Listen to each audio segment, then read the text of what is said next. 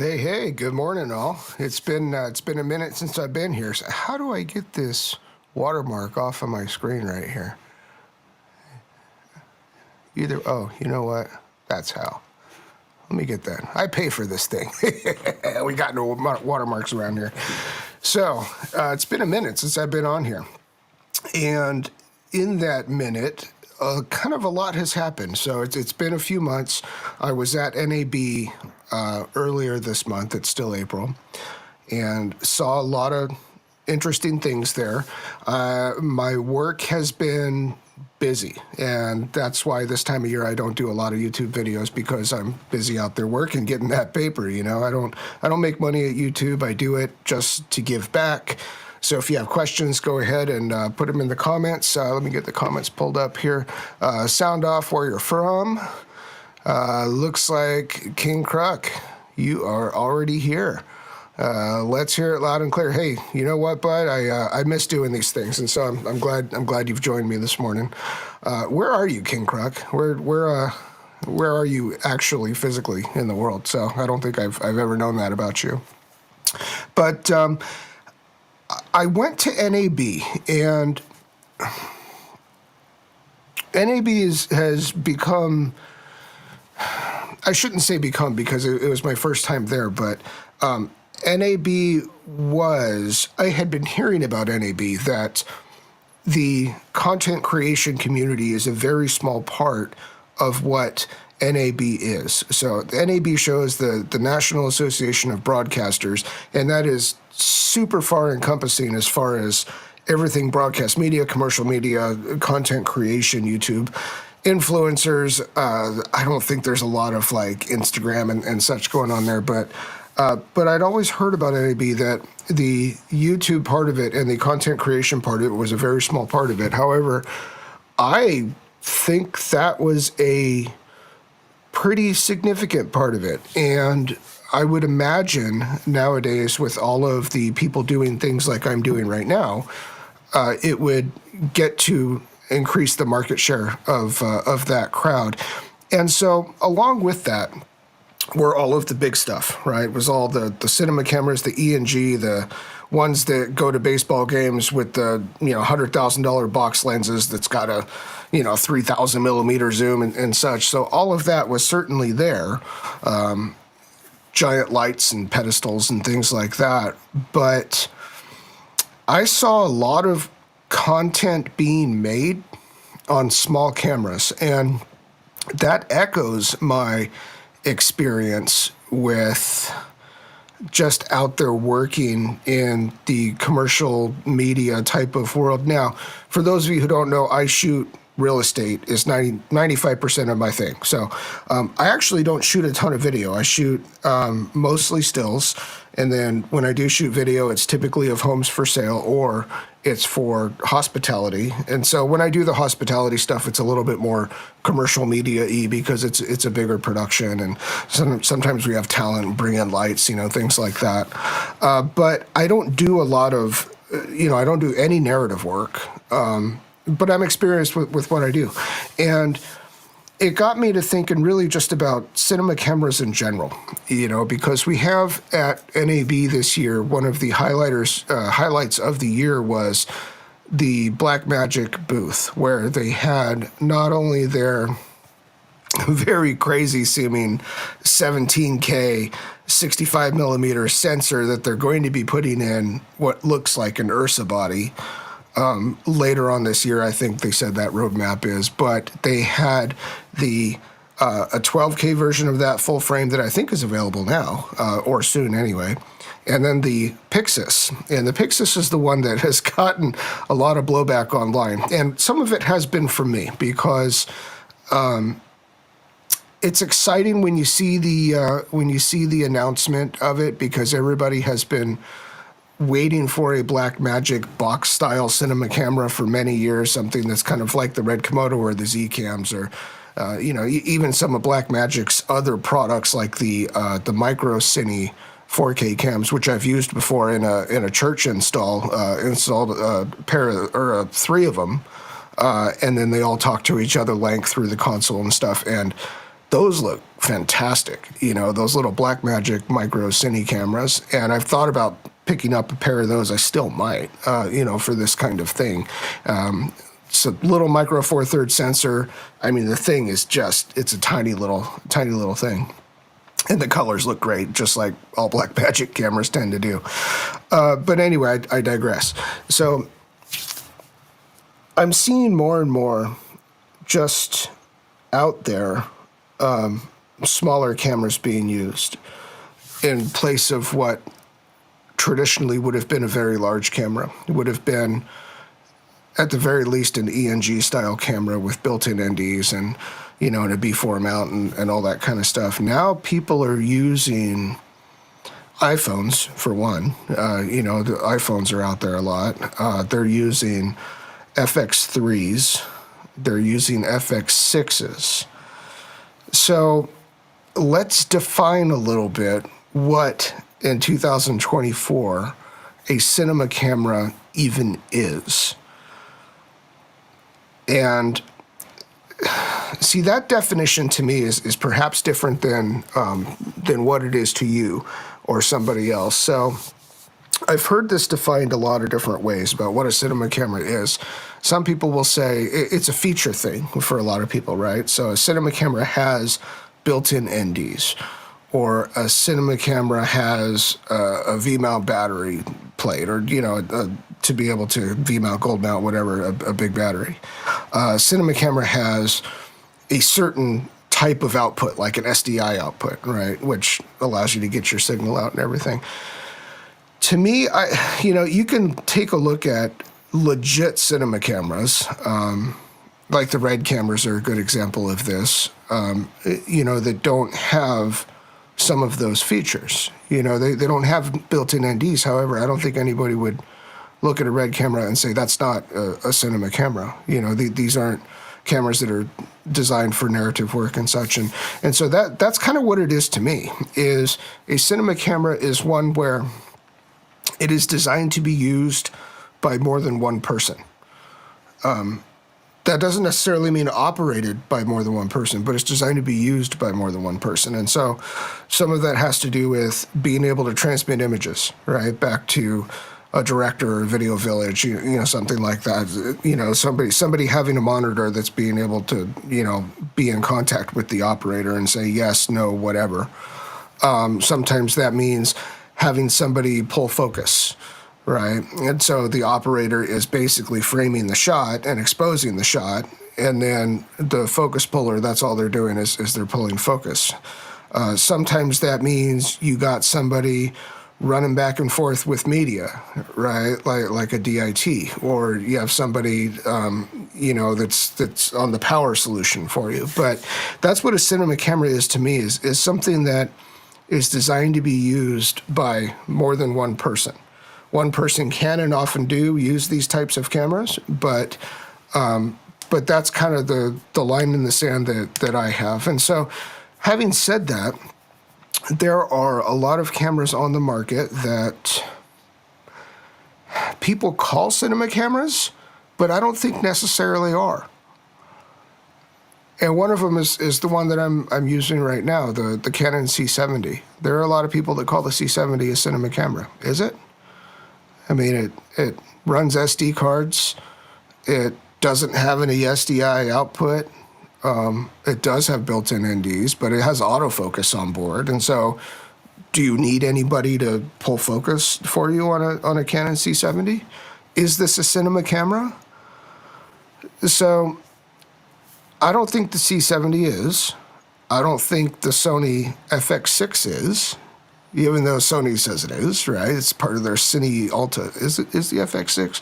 I think the FX6 is part of their Cine Alta line. I could be wrong about that. They may reserve that for like the burrito cam and the Venice with the detachable sensor block. And so that definitely a cinema camera feature, right? Detachable sensor block. But it really got me to thinking about what type of cameras are cinema cameras still relevant? And I need to put this in perspective a little bit, right? Are cinema cameras still relevant for the type of work that most of us do? And I feel pretty confident saying most of us, because I want to say that most of us, certainly myself, and probably you consuming this content right now, are not trudging around film sets. You know, we're not making cinema. You know, we're not. We don't know movie stars and trailers and wardrobe and catering and all this. You know, that's not the world that most of us operate in. So, do we need cinema cameras? Do we need the ones that take a team of people to, or not take, but are designed to have a team of people to run? What are we gaining by these cameras versus the Canon C70 that's shooting me right now? Okay. And when I got to think about that, I'm landing this here pretty soon, so get your comments in. Looks like King Kruk, you are coming from SoCal. You know, I grew up in SoCal. I grew up in Tustin. I don't know if you know where Tustin is. It's in Orange County, about right smack in the middle of the county. So I don't know where exactly you are, but I am very familiar with SoCal. Still have a lot of family there. Do the drive. I don't know, not much anymore, actually. I haven't driven there in a while. Drove to Vegas recently for NAB.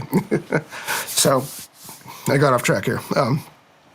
So I took a look at my stable of cameras, and one of the ones that I really enjoy using, and that I have enjoyed using for a long time, for even just like higher end real estate work, was the Red Komodo X. And when I took a look at my stable of cameras, that's the one that was sitting around. And why was it sitting around? Well, because as much as the Komodo X is baller, and it totally is, like I'm not throwing any shade here at a camera like that, it's a whole thing. You know, it's a whole thing. It's an expensive camera. You know, it's $10,000 just for the brain of it, and then once you yak it out with what you need, it's another couple thousand anyway.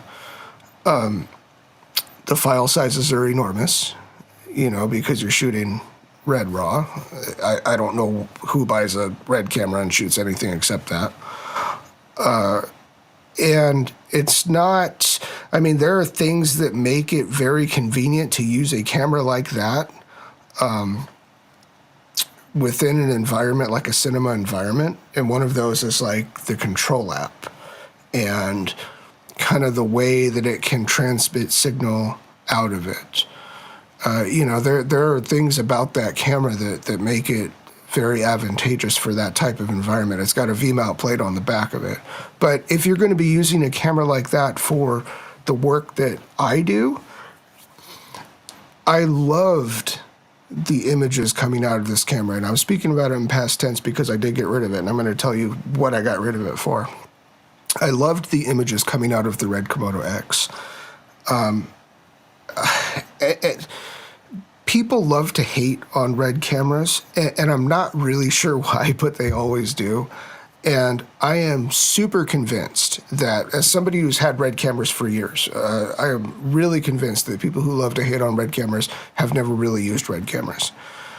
You know, they have no idea the flexibility and malleability that a 16-bit RAW file gives you, especially in Red's own grading system, the IPP2 engine, that is native, I think, on every NLE now. It takes color, it takes LUTs like you couldn't believe if you're used to working with 8-bit, 10-bit, even 12-bit. It'll wake you up in a hurry, right? The robustness of this codec. And that is something I think that cinema cameras, like real cinema cameras, share amongst them. Is if you ask me what is the one difference in image quality between a cinema camera and, say, like a mirrorless camera, it's going to be the ability to grade the image. It's going to be the ability to work with the image in post. Sometimes that will present itself by having more highlight latitude on the day, or just a sense of deeper color fidelity, a sense of increased texture, because you can sense these things when you work with the you know, those cameras and those images. You can sense they just have a look that's above and beyond what a small mirrorless camera can give you. And that's really addicting. You know, that's really addicting. And so when companies like Red come out with things like the Komodo and like the Komodo X, it's very tempting for people like you and I and the ones that are going out and working with these things, but in a capacity that could be accomplished instead by a smaller camera. It's tempting for us to get into those cameras because of how beautiful those images are, right? I mean, they really are. You can make those anything you want. But I got to looking at it and I said, you know what, as badassy as this camera is, the Red Komodo X, and I'd had it, I don't know, less than a year. I know that for sure because I was chasing a buzzy preamp issue in it. As badass as this camera is, it's the one that sits around, you know? So if I'm going out to shoot a real estate video, which I don't do nearly as often as I do real estate stills to begin with, I'm going to choose most likely either the C70, which I'm shooting on right now, or the R5C. And the C70 especially, it's got built-in NDs. And that's something also that people who are not used to built-in NDs, once you get built-in NDs, it's like, woo, you know, that's pretty sweet. You don't want to go back to something without them. And beside that, it records the SD cards, you know, which are very common, and I think my laptop may even have an SD card slot, reader slot in it. It's built-in NDs, much lighter files. The Canon C70 can shoot RAW, but it's not that good of a Canon RAW is just not good, you know. So I'm more and more convinced. The more that I shoot Canon RAW on the C70 on the R5C. I had a pair of C200s that did it.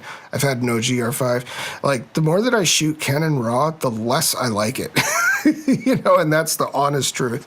You know, I think the Canon 10-bit is kind of the way to go with those cameras. The Canon RAW just doesn't give you any increased functionality really or flexibility in post. It is massively difficult for most computers to chew through, especially in the case of the R5C and such. So I think just, you know, like the XFAVC, in the R5C, the XFAVC 10-bit is the way to go. And I'm kind of leaning that way on the C70 too. The RAW on the C70 is a lot lighter than other types of RAWs from Canon. Oh, the R3 too. I've shot the R3 RAW. And that one, for some reason, is even more taxing on systems, the 6K RAW versus even like the 8K from the R5C. But anyway, so the Komodo was just sitting around. And I have a buddy who, he and I like to trade cameras back and forth. And he'd been jonesing for a KX. But, you know, the KX is expensive. And so I'm like, okay, man, what do you got? You know, because I think I want to get out of the KX because I'm just not using it. And it's not that I dislike the camera. It's actually the opposite problem. I like the camera a lot, but I'm not using it. And it's a very expensive camera. And I don't like things that, I don't like things sitting around.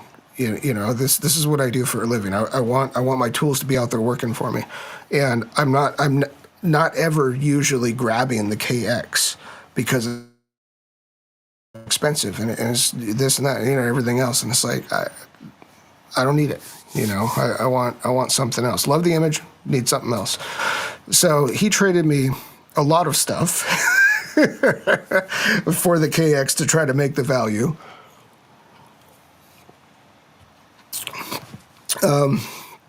Including one camera that I have yet to receive because it's being shipped to me right now, a Fuji XH2S. So he traded me his Fuji XH2S, 2 or 3 Fuji lenses, a couple of Sony G Master lenses, you know, and some other trinkets and stuff to make the value of the KX.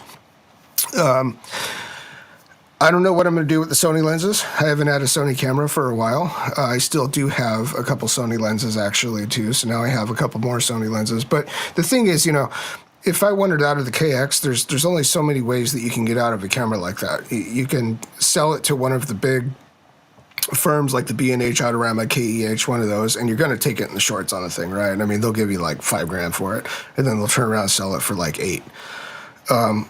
So you can sell it to one of those, take it in the shorts, or you can try your luck playing like the Craigslist dude game kind of thing, you know, the Facebook marketplace, and it's like, I don't know, maybe not something like that.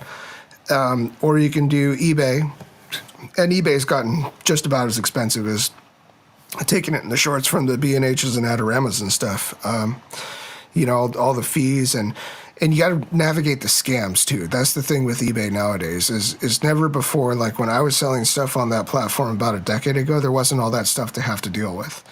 You know, and PayPal is never on your side, you know, with any of that stuff. You don't have any real communication with anybody, like, you know, it's just awful. And so I try to avoid eBay for selling stuff anyway, like the plague. So I traded it to him.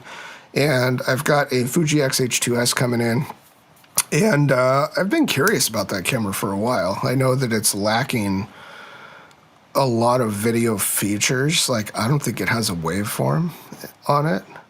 I don't know. I mean, you know, I'll see when it gets here and see, if nothing else, maybe to stream. So I've had 3 viewers on this the whole time, and I understand that this is not as consistent as it once was, but if you have questions, comments, I'm here to hang out, chat about cameras, get them in. But I wanted just to do this live stream to say, you know, what is a cinema camera in 2024, and do we need cinema cameras anymore?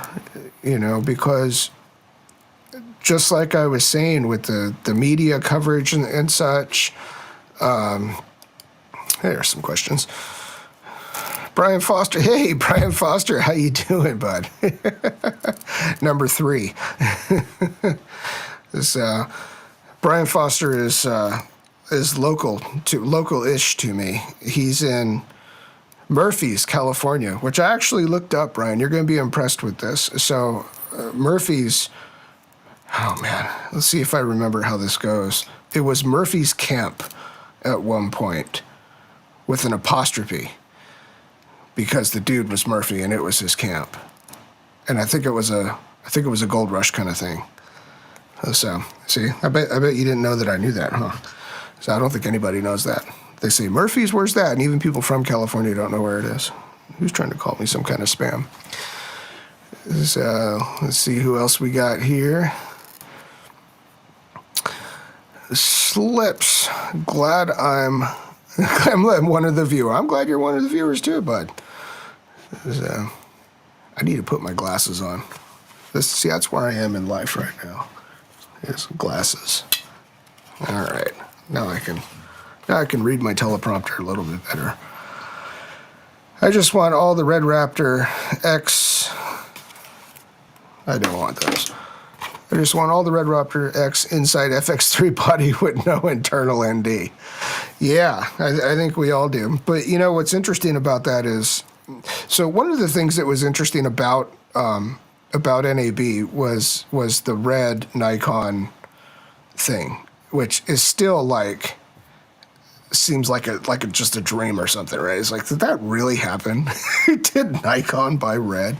You know, because if nothing else, the two cultures of the two companies are like, red is like the girl you bring home that your family just so hopes that you don't stay with.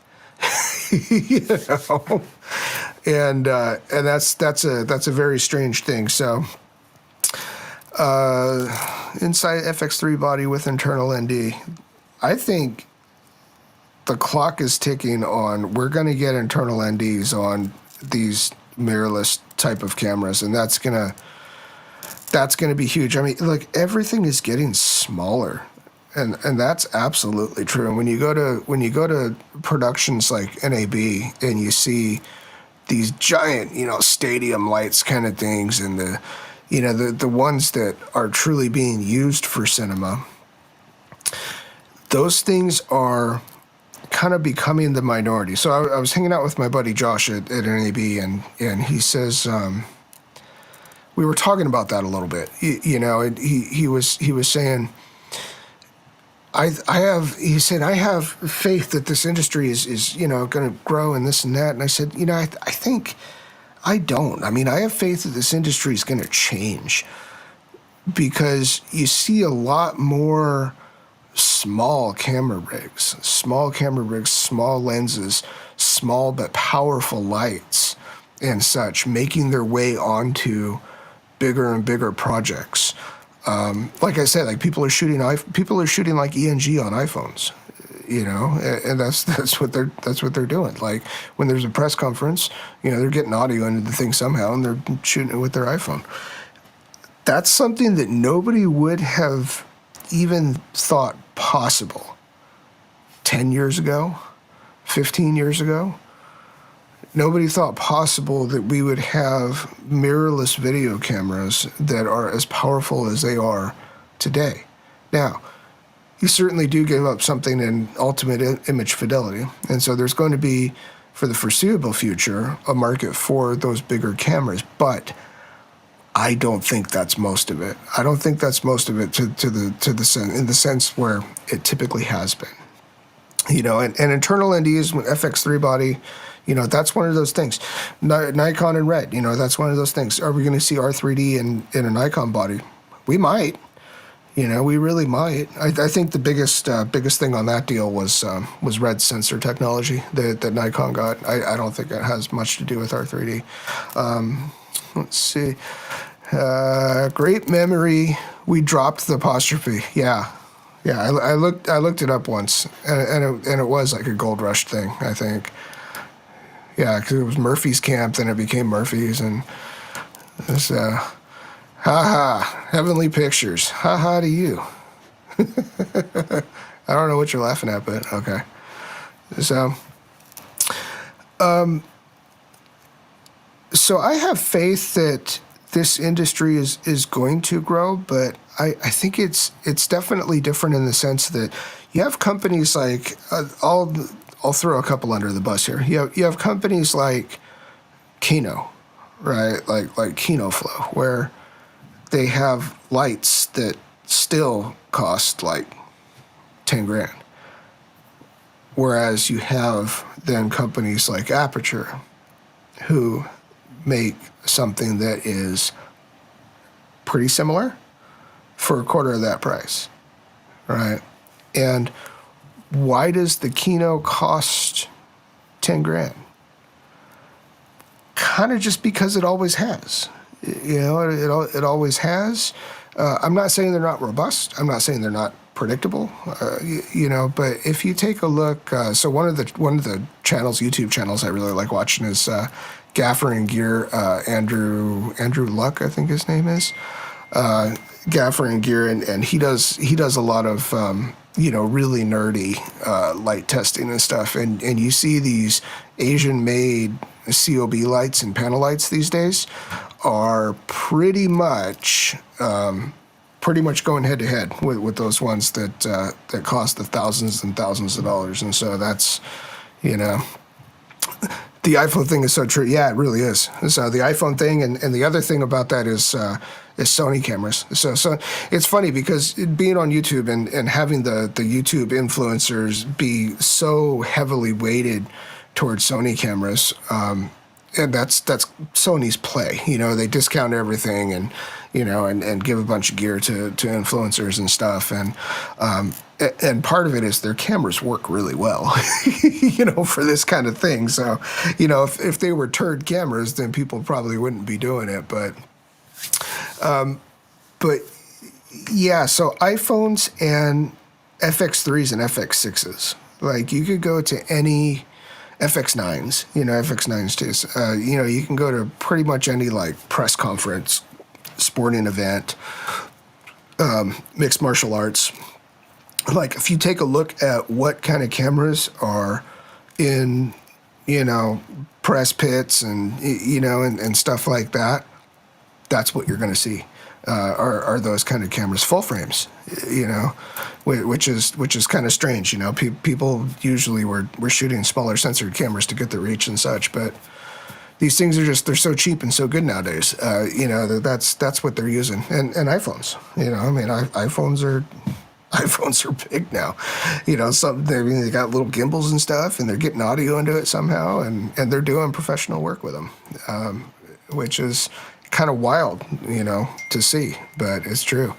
I think DJI could potentially be the next biggest camera brand if they get really serious about it. You know, I agree. I have had this thought about DJI. In fact, the past couple of videos that I've made in and around NAB, a lot of it was centered on DJI and how DJI is not a disruptor as much as they are an innovator. You know, DJI comes up with ways to do things that nobody has ever really thought about, and that includes their drones. It includes their cameras like the 4D, which not only is using that fourth axis for stabilization, but the 4D has a really neat, and the first time I got to actually get hands-on with one and play with it was at NAB just a couple of weeks ago.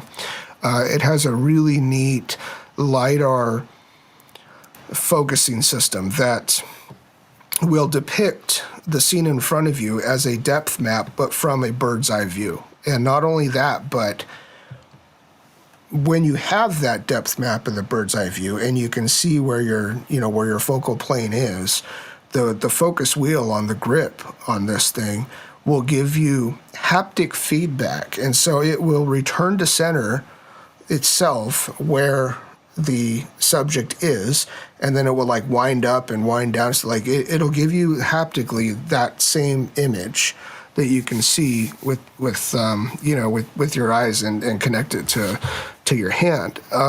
That's something that that might be a better way. That might be the best way to do that.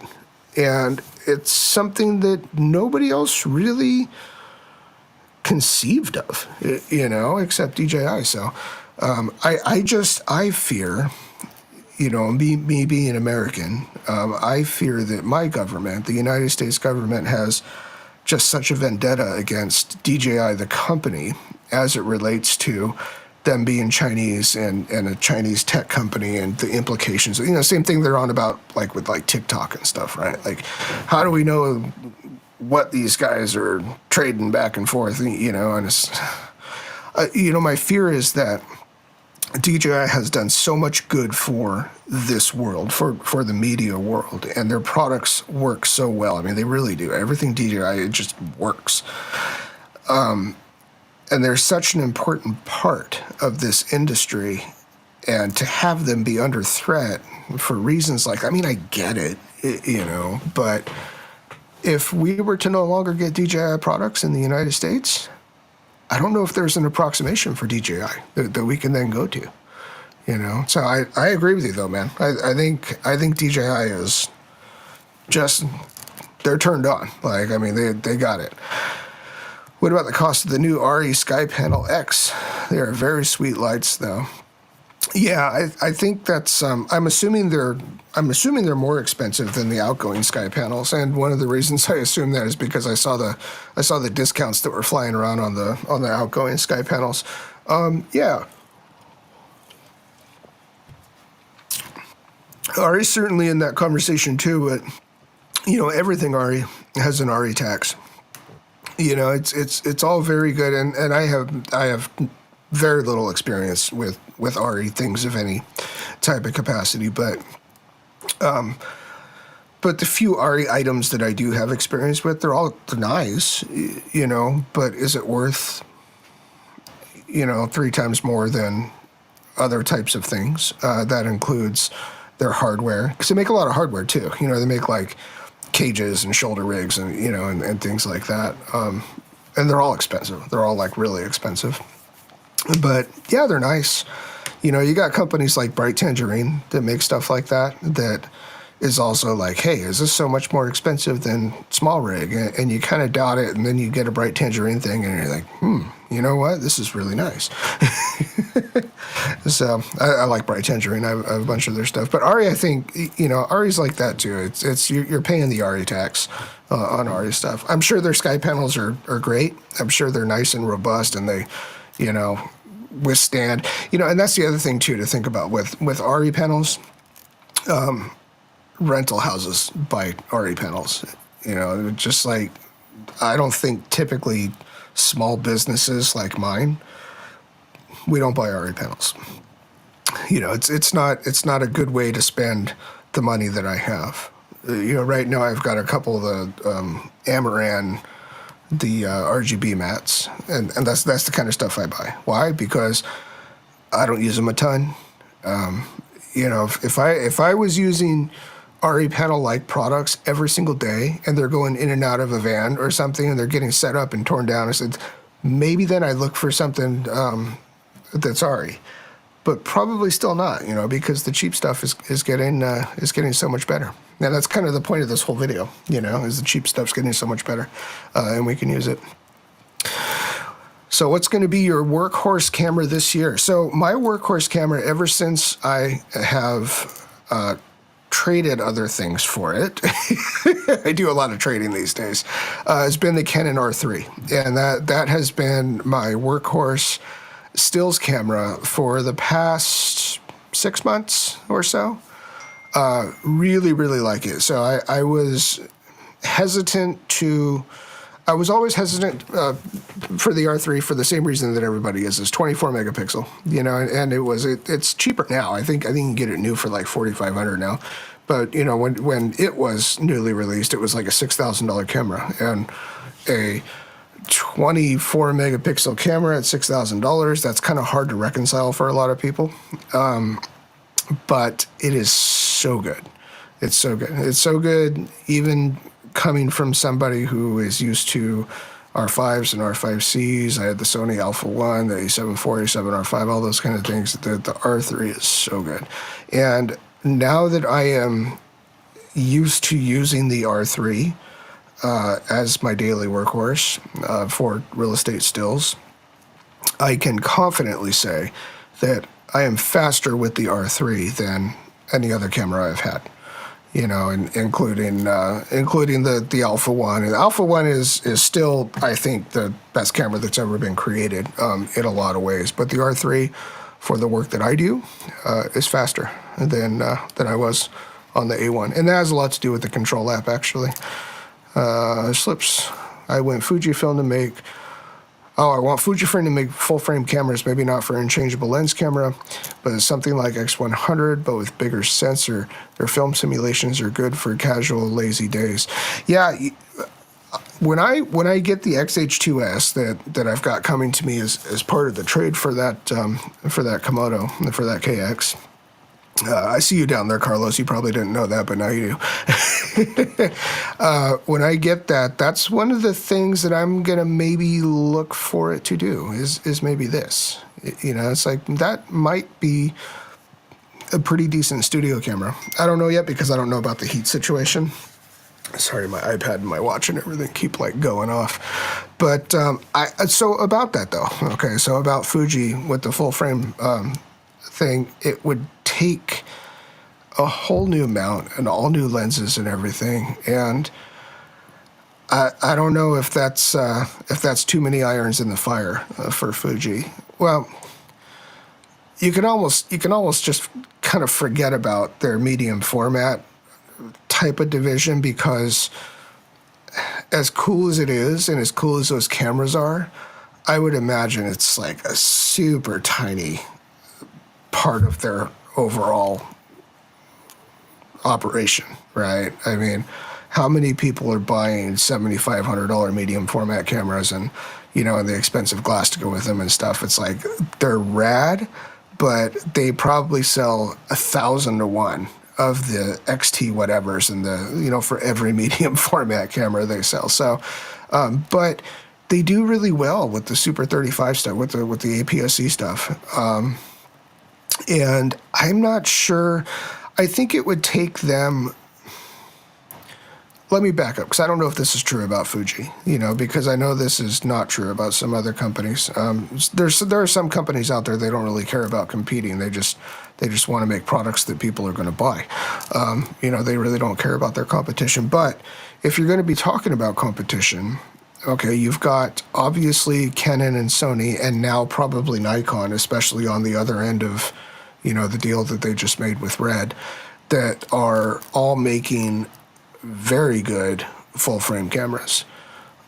So is there room for a new competitor like Fuji to be making a full frame camera and lens and system and such? I don't know. I'd probably buy one, you know, if they do.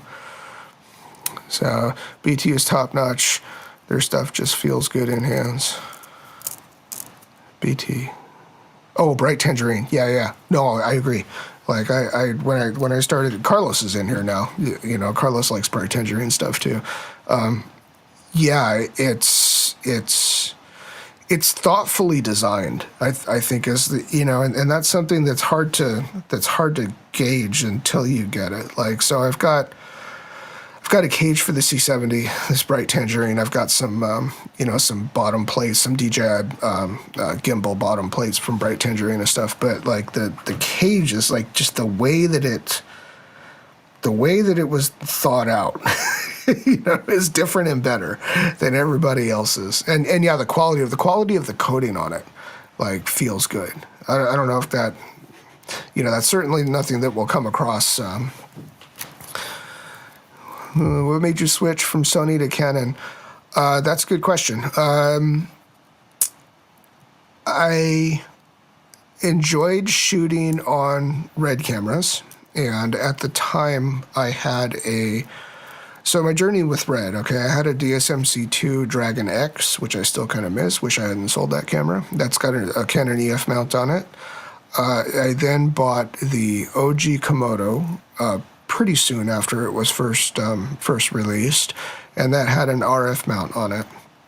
I really enjoyed shooting motion on RED cameras, and I wanted to, for logistical reasons, have only one set of lenses. So if I go to a job, I'm shooting stills and I'm shooting motion.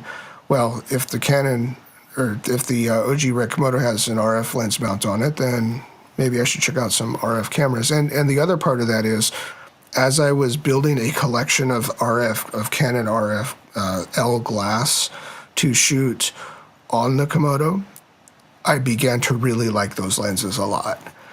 And so for what I do on the daily, at the time, the Canon cameras, the Canon mirrorless cameras, were not really as appropriate as the Sony mirrorless cameras in a few different ways. And there are things that Sony cameras do better than Canon cameras. Sony cameras, for instance, for what I do for stills, I enjoy with Sony cameras that you can have zebras depicted in stills mode. So when I'm shooting stills, instead of just relying on a histogram to show me where the point of no return is, I've got a zebra that shows me what is clipping, because some things are acceptable to clip, depending on what my goals are with the rest of the image, right? I still don't know why Canon doesn't give you zebras in stills mode. They do it in video mode, and they, I think, just view zebras as a video tool. I just view zebras as a useful exposure tool. And I had gotten used to using them with Sony cameras, and then going to Canon, they weren't there anymore. So, it's things like that. There are things that Sony cameras do better. I often would talk about the Sony Alpha 1, which was my main stills camera for a couple years leading up to my switch over to Canon, about its 1/400th maximum flash sync speed. And that can be very useful when you're using small-ish strobes to illuminate big spaces. When I talk about that, it usually confuses people. So if you look up through my videos, I made a video showing a 1/400th flash sync shot and how that's useful compared to, say, like a Canon camera where the R3 is 1/250th, and that's where most other full frame cameras are. Sony now has the global shutter A9 III, which is, they say it's like 1/80,000th, but I know that's not true. It's going to depend on a lot of things. It's going to depend on what trigger you have in the shoe, and it's, I don't know what it is. I know it's going to be fast, like whatever it is, but. No, but that's why, and that's a good question. It's mostly because of lenses. I like the RF lenses more than I liked the G Master lenses, and at the time I was shooting all my motion on RED, and so I only had to hump around one set of lenses with me, for stills and for video, which is why. And nowadays it's like, well, I've got two more G Master lenses coming to me as part of that trade that I made on the Komodo X. I might get back into Sony. I don't dislike Sony. I mean, Sony made me a pile of money for a lot of years. But I do like the Canon RF glass. Canon RF glass is great. R3 is crazy prices refurbished, isn't it? Oh, I haven't seen the refurbished ones. How much are those going for? R3 is such a good camera. Like, it really is. It is certainly. I happen to believe, and I know a lot of other people do too, but this is kind of my belief. I happen to believe that the R3 was going to be the R1. I think it was going to be the R1. I think Sony beat them to the punch by the A1, which outdid the R3 in a lot of ways, and then Canon kind of walked it back in the 11th hour and said, let's put a 3 on it instead of a 1, and we'll, that other thing we were talking about, maybe we should do that for 1. So, but yeah, the R3 is a fantastic camera. Hey, Carlos. Good to see you, bud. Let's see. How are you, Brian? I am busy, Carlos. How are you, Carlos? Brian's busy. So, but Brian's going to try to make a bigger push to do more YouTube content. How do you like my C70 shot? So sorry about the shot. I feel like I have to apologize about this grade. I kind of just quickly did a grade, and it turned out a lot more. Which way is this going? I'm backwards.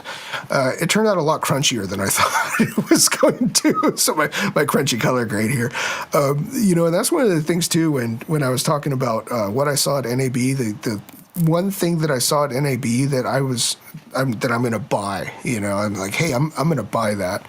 I'm going to buy one of the yellow box streaming things, you know, the all-in-one yellow box things, because it is really hard to discern without doing test streams, you know, and what your image is going to look like, because I've got something that's coming out of the camera, you know, the color space and gamma and all that stuff, and then I've got it going to my Atomos Shogun up there, going through the Atomos Shogun into an Elgato capture card, and then through a piece of software that's doing, in this case it's EV-Mux, that's doing hopefully nothing to it, I don't know.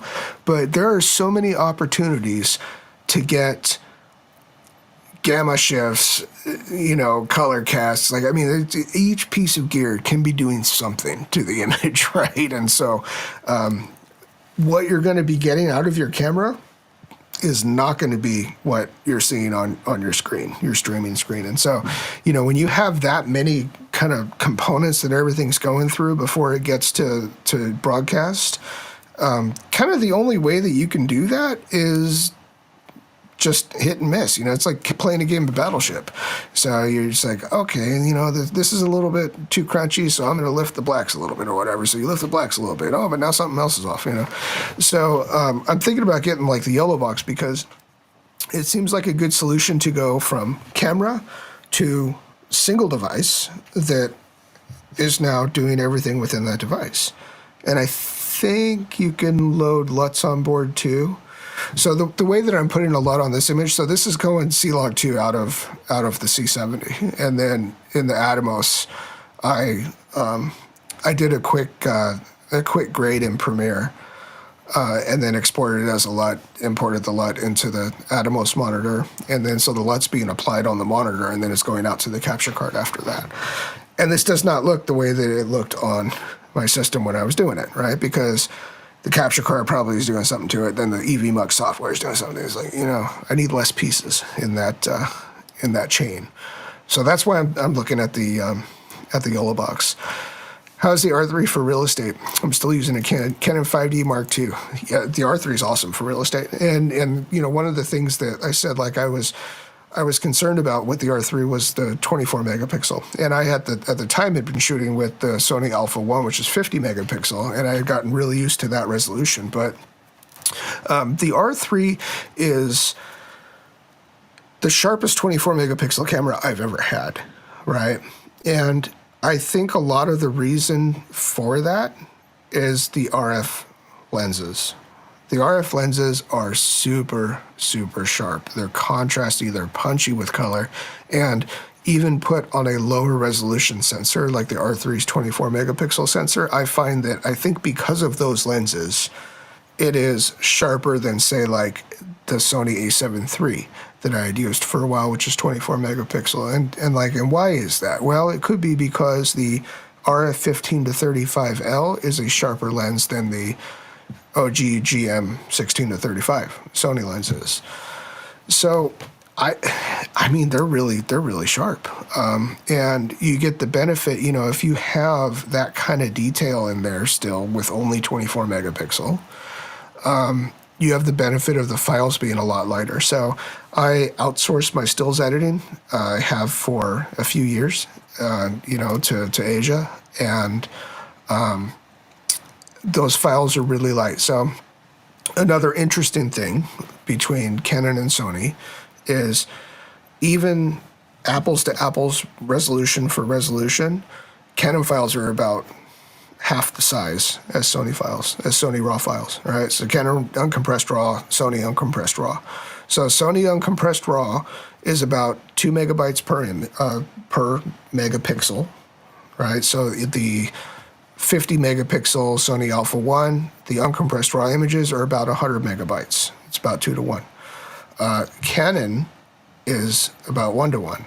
And so the 45 megapixel Canon R5 variant cameras are about 50 megapixel, right? So it's about the 1:1. So they're half as, the Sonys are twice as heavy as the Canons. Now, when I first discovered this, I was thinking, well, maybe it's because you've got more that you can pull out of the Sony files. I mean, maybe you can raise shadows more, or the highlights behave differently or something like that. But that might be true for something like what I do, like what you're asking about for real estate. Makes zero difference. It really doesn't. So I'll take the light files because I am, transferring files to editors and such. And so that is one of the things that I love about the R3. Is they are super light files. As far as the size of them on disk. And being able to transfer them back and forth and such. Anyway. Z8 to me is the best mirrorless available for my workflow. Lenses I already have. Next thing to get is, a 58 Noct. I think that's a manual lens, isn't it? I don't think that's even an AF lens, the Noct. Yeah, I don't know. I shouldn't say I have zero experience with Nikon because I had a couple of Nikon crop body cameras before I got into full frame, and that's when I got into Sony. But yeah, I'd check it out. I think the flash sync is important to me, and I think the Nikon mirrorless cameras, they haven't quite figured out how to get a fast flash sync on their shutterless system yet. Fuji's crushing it in crop and medium formats.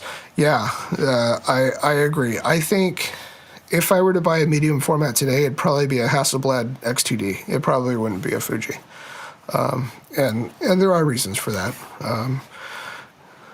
But no, I agree though. I don't know if I'm excited about the XH2S coming. We'll see what that thing's all about. Apparently, it's got like a ton of dynamic, like a C70. It's got like a ton of dynamic range. So I like that. What lenses do you use on the regular? So my regular loadout for real estate is I've got a Trinity kind of setup of RF zooms. So I've got the 15 to 35 2.8L. I have the 24 to 105 f4L and the 70 to 200 f4L. And that, so the f4 zooms, the Canon zooms are really good. And I know everybody likes 2.8s. I don't need 2.8 for what I shoot mostly. Especially not at the longer focal lengths, right? So having the 15 to 35 is really the best wide angle zoom that Canon's got.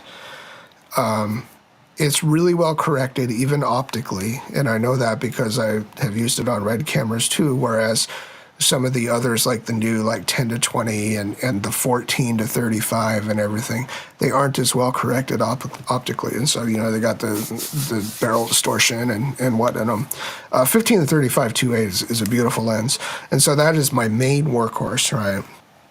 In a pouch in my belt is typically also the 24 to 105 f4. And that is perfect focal length, perfect maximum aperture for real estate detail shots. It's like I don't want to get any shallower than f4 when I'm going to 70, 100 millimeters. Anyway, that doesn't make sense to me. So, and it's smaller, lighter, than the 2.8s. Speaking of Shogun, how are you liking the series? I've only watched 3 or 4 episodes. It was all right. I don't know. I don't like it as much as some of the other ones I've seen. Like Money Heist. I liked Money Heist better, when I watched that one pretty recently. Have you given the ZVE1 and Laowa 10mm 2.8? If you are given the ZVE1 and Laowa 10mm 2.8, would you be able to do your real estate video? Would love to see that. Yeah. Yeah. ZVE1, I think that's an A7S III sensor. I have made a ton of money on an A7S III. That was my main real estate video camera for a long time. I I don't know why you would want a 10 millimeter sensor on a full, or a 10 millimeter lens on a full frame. I wouldn't want that. If the ZV one is a crop sensor one, okay, then maybe. But when I was shooting the A7S III for real estate, my kind of go-to was the 18 millimeter Zeiss Batis. That's about where I like to be for interiors. So things don't start perspective stretching on you too much, you know. Why Hasselblad over the Fuji? Is it because you're planning to get Hasselblad lenses to be ready for when you hit the 17K Blackmagic camera? Is that going to be a Hasselblad mount, the 17K Blackmagic camera? No, the Hasselblad over the Fuji, a lot of it has to do, again, with flash sync, right? So the Fuji, the GFX series cameras have, I think, only a 1/150th of a second flash sync, whereas the Hasselblad lenses have leaf shutters in them, and so most of them are 1/2000th, and there's some of them are 1/4000th. So there's that. That's a technical reason why. I like how the Hasselblad looks. Okay, I mean, it's like if I'm spending like 10 grand on a camera system, I want it to be Gucci, you know. Like I don't. It just looks better. It feels better. I like that the Hasselblad has a better, bigger, brighter screen on the back. I like that the Hasselblad has 1 terabyte of internal storage in it. Like, there are a lot of reasons, really, you know, why I'd get the Hasselblad over the Fuji. That may be different than other people's reasons to get Fuji over Hasselblad or whatever, but, you know, that's where I'm at with it. Let's see, thoughts on Canon 10-20 f4L? I had one, just briefly. I had one for a couple days, and I returned it because it wasn't for me. At the time, so a lot of RF, especially RF wide lenses these days, are not. And I shouldn't just throw Canon under the bus here because everybody's doing it. So nowadays, the cameras that we have are built to leverage the in-camera corrections, to correct what optically used to be done with like older, say like EF lenses or like with cinema lenses, right, that are often put on cameras that don't have distortion corrections and such inside. And so the 10-20 RF is certainly one of those lenses where Canon has their design criteria for it was, we're going to make it small. And it is. It's tiny, you know. I mean, it's shockingly small, right, for like a 10-20. And it's smaller than the 1535 2.8.